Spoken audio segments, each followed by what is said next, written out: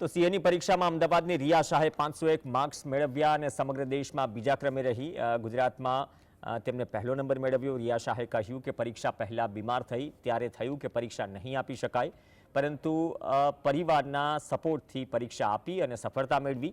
હૈદરાબાદના હેરામ મહેશ્વરી અને તિરુપતિના રિષભે સંયુક્ત રૂપે 508 માર્ક્સ સાથે પ્રથમ ક્રમ મેળવ્યો. રિયા શાહે 501 માર્ક્સ સાથે બીજો ક્રમ મેળવ્યો, જ્યારે ત્રીજા સ્થાને આવેલી કોલકાતાની કિંજલ અજમેરાએ 493 માર્ક્સ મેળવ્યા.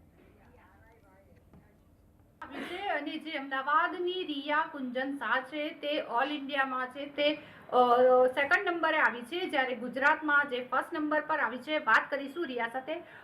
રિયા, સૌપ્રથમ તો અભિનંદન. કયા પ્રકારની મહેનત હતી?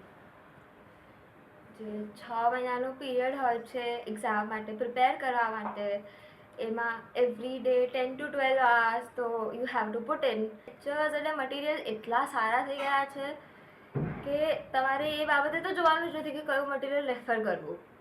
હવે આવે પ્લાનિંગ. તો તમે જ્યારે એક્ઝામની પ્રિપેરેશન માટે જાઓ છો તો planning is very important, because plan નહીં હોય, પર્પઝ નહીં હોય તો હેફેઝાર્ડ વેમાં સ્ટડી થશે. હવે પ્લાન છે એને રોજ ઇમ્પ્લિમેન્ટ બી કરવાનો છે. એક 6 મહિનાનો પ્લાન બનાવ્યો, એને મહિનામાં બ્રેકડાઉન કર્યો, મહિનાને તમે વીકમાં બ્રેકડાઉન કર્યો કે આ વીકમાં આ સબ્જેક્ટ કરવાનો છે.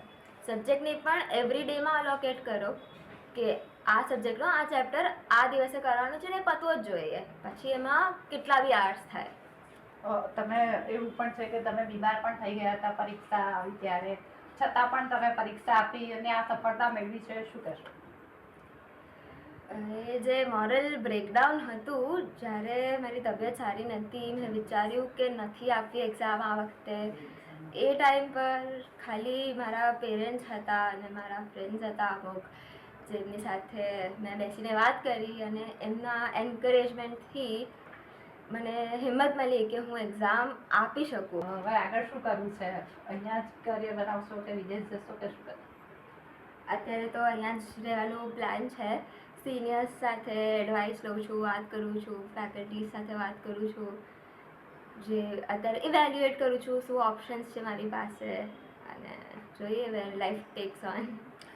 તો આથી રિયા કે જેનું કહેવું છે કે વાંચન ખૂબ જ જરૂરી છે, પરંતુ તેની સાથે યોગ્ય અને પદ્ધતિસરનું જો વાંચન કરવામાં આવે તો 100% સફળતા મળે છે. જલગતિયારું, જેએસટીવી, અમદાવાદ.